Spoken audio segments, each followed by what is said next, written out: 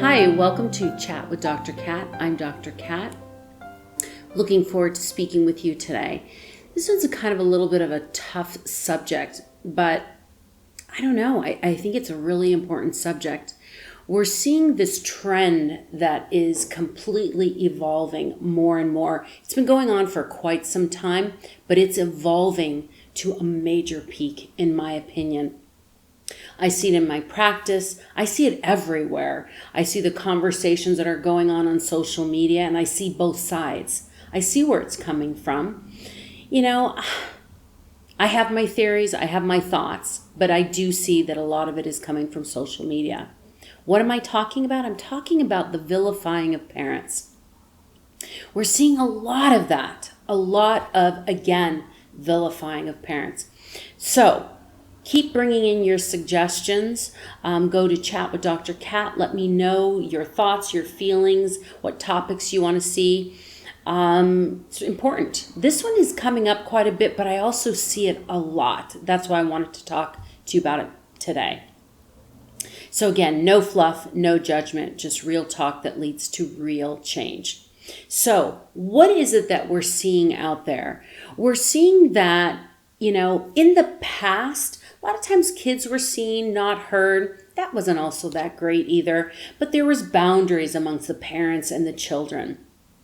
Children, for the most part, knew how to speak to their parents. Oftentimes, parents didn't give them enough of room to speak, so we did need to evolve. But what we're seeing is it's going all the way over to the other side. Kids right now, especially teenagers and into young adults, they are coming up with stories. It's almost like they're rewriting history. Certain circumstances that have happened when parents were maybe overly exhausted. Maybe they didn't use the best judgment. Here's the thing. Parents are not perfect. We're human. We're human and have real things that are going on in our lives, and we're trying to balance absolutely everything. But what's happening is kids are no longer thinking about the thousands of wonderful things that are going on with the parents or that the parents have done for them. They're thinking about this one event where it was bad judgment, parents said the wrong thing, and maybe there was a couple times that this happened. But for some reason, it's being used to weaponize parents. Disregard all thoughts, feelings, instructions, guidelines, anything a parent wants to do. And it comes back to the vilifying of a parent. Kids in this age bracket, now not all of them, but it's enough that I would think that this is a pretty big thing that's going on right now. Where kids think their parents are toxic. I have people that will come in and they will say things to me like, I had severe childhood trauma. So let's talk about it. Let's see what went on. Or I'll have other people say, I think it's childhood trauma, but I'm not sure. They will tell me things that usually circle around 1 to 2, maybe 3 or 4 events where it's not extreme. Maybe it was a conversation. Maybe the parent was overwhelmed and said something that they shouldn't have said. Like, I can't believe you're doing this. Are you an idiot? Okay. Should a parent say that? No. Would that be considered childhood trauma? One event where a parent lost control for a moment, said a word that they didn't necessarily mean to say, but they were overworked over everything else? No, I don't consider that to be childhood trauma. Now, I know that there are varying degrees of childhood trauma, absolutely varying degrees. But we have to start looking at things realistically. When people are coming in to therapy, telling me that parents are toxic, parents are narcissists, parents are, put them through childhood trauma, and then I start hearing the examples, I'm hearing an argument. I'm hearing a parent that wasn't at their best, but I'm not hearing an abuser. I'm not hearing somebody who targeted their kids. I'm not hearing a narcissist or even somebody who's toxic. But for some reason, they have developed this story and they're living through this pain. They're living through this pain that didn't necessarily need to get to that point.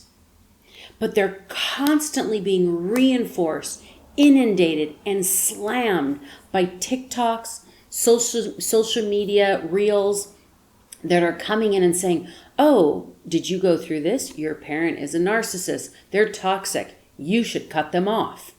We're seeing a lot of this. And so we're seeing families become fragmented, parents being isolated, parents being punished, when, for the most part, their children had a wonderful childhood, had a wonderful experience. There were some moments that weren't perfect, but we're all human.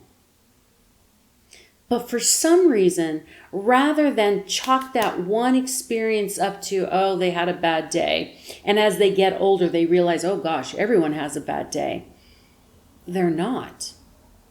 They hold that as if it is gold, some nugget of information that they can use to hold against their parent. And it just creates a tremendous amount of isolation with parents and families. You know, I had someone come in, this was years ago, had someone come in and they were talking about childhood trauma. And again, there are varying degrees, yet they still wanted to be a part of the parent's life. They wanted to fix it. They wanted to be able to work together. And I remember when the parent came in, it was very difficult for them to admit it. And I said, you know what? I got to take them aside for a bit. And I asked my person to step out. And I spoke to the parents and I said, look, your child, your adult child needs accountability from you, needs for you to admit what went wrong. Now, that doesn't mean you need to say, my intention was to harm my child. My intention was that. It could be, I had a really bad day. We were really struggling with money during that time. You had no idea. Had no idea.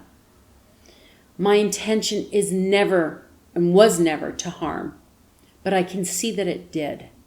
It did harm you, my reactions, my comments. And because I don't have that, I came with that malicious intent, that I still don't need to apologize. You can still apologize, parents, for things that you've said that was maybe inappropriate or wasn't the kindest. But you don't have to take on the accountability of the intent if the intent was not there. Now, oftentimes when you're dealing with somebody who is a narcissist, the intent is there. It's just there. It's a part of ingrained in personality. But more than often than not, that's not the case. That's not what we're dealing with. So be very, very mindful. Now, if you're somebody that's listening to this podcast and you're in that age group and you do think parents are toxic, there was a lot of these situations that went on that you feel was childhood trauma, let me ask you, when you really step back and look at it, really, really look at it, should it be categorized as childhood trauma? Or should it be as categorized as there's a period of time where my parents and I were not communicating. They said things that really hurt me, and I want them to take accountability for it. And I want to work through it. The end result does not have to be punishment, alienation, or retaliation. And oftentimes that's what we're seeing. We're seeing the retaliation with punishment. Another big thing that I'm seeing with this, within the same category, is that kids will say, well, I'm at a certain age now, I don't need to listen. I don't need to follow through with what's going on because I'm at a certain age. I look at it this way. How can we communicate better? Because on one end, you do have a young adult, right? Now, legally, they're an adult. As parents, we look at them and we say, okay, well, are they paying for their own apartment? Do they own a home? Do they pay for their car, pay for their insurance, health insurance, food, all of these different things? So obviously they're under the care still of a parent. So oftentimes the parent should be able to have a say in what's going on because they are actually still providing.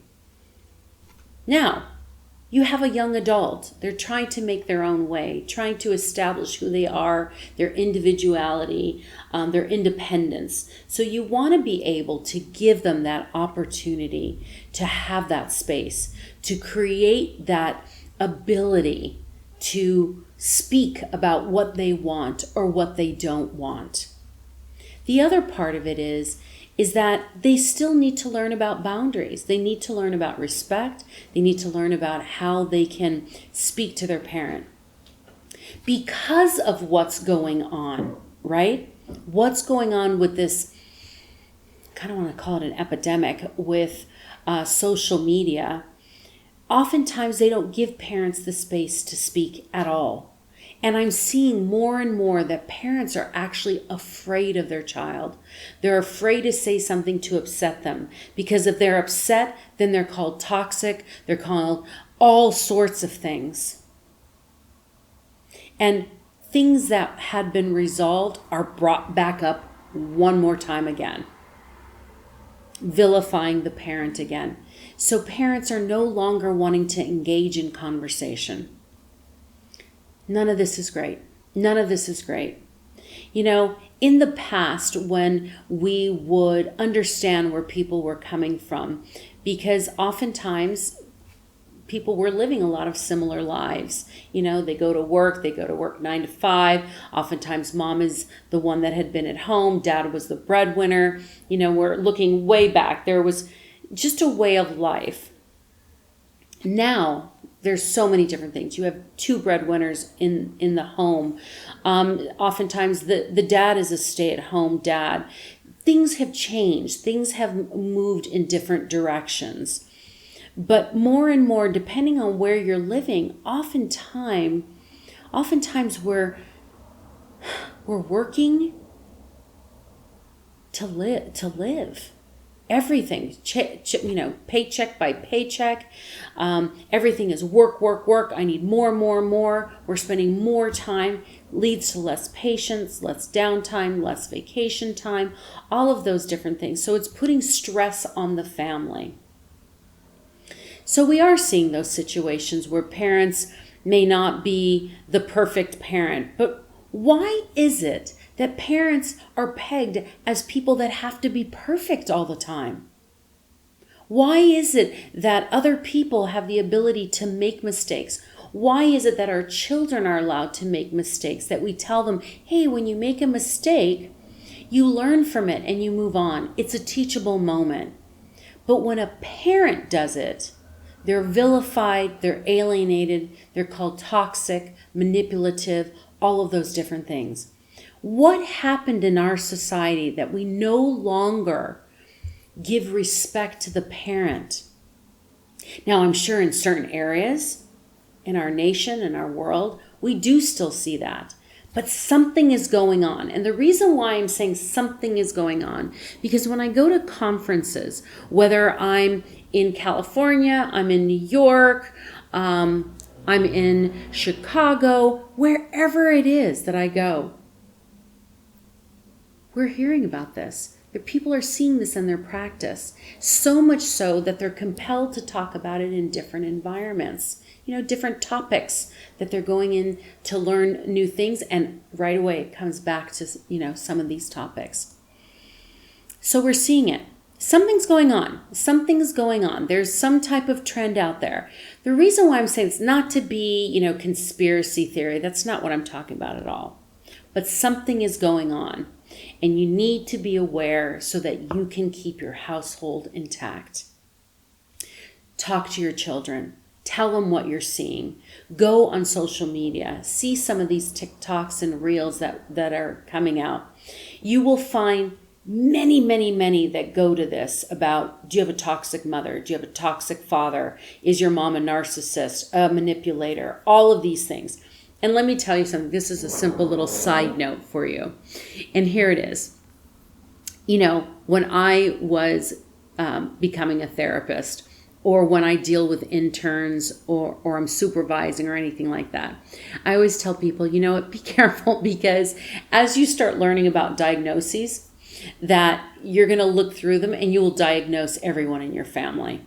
Now, sometimes they kind of meet some of the criteria, but they're actually really not. Sometimes it's there, you can have the same thread run through a lot of different things.